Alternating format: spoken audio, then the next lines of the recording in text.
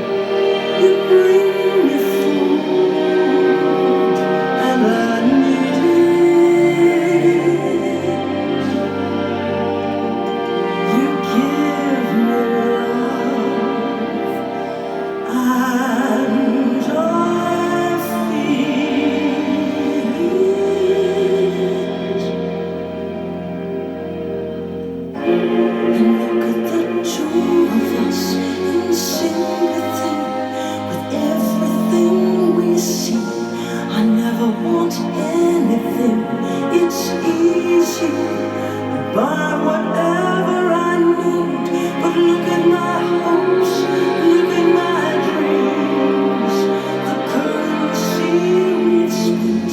I love you, you pay my rent.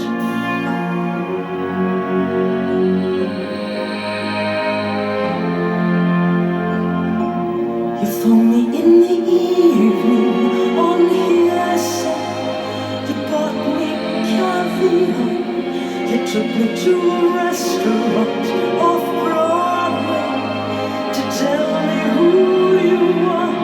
We never ever argue, we never calculate the currency we've spent. I love you, you pay my rent. There's a lot of play on words happening here, I think. Oh, I love you, you pay my rent.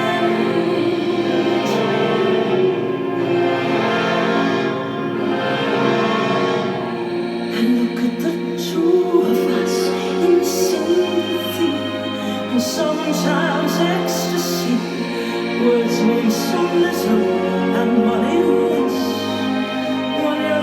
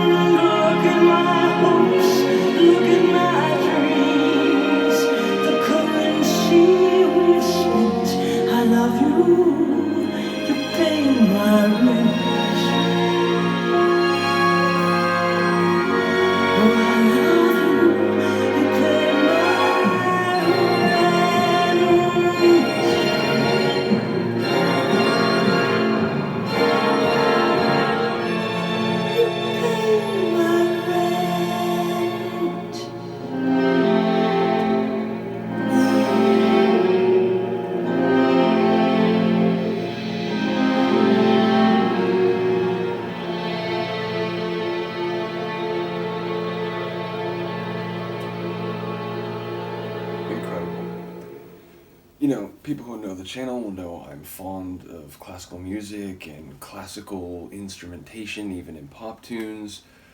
And I'm also a fan of, especially, the good ones, oldie timey movies, 30s, 40s, 50s. I do like watching a lot of old cinema, and I feel like I just watched a mid 50s musical or something, and a dark one with, some pain, at least through the Sonics. So yeah, ultimately that was very theatrical. I mean, it felt more like watching a movie than it did listening to a pop song. But I felt like it was genius. I love the, again, sort of brooding tone of it. I love the play on words, the currency we've spent.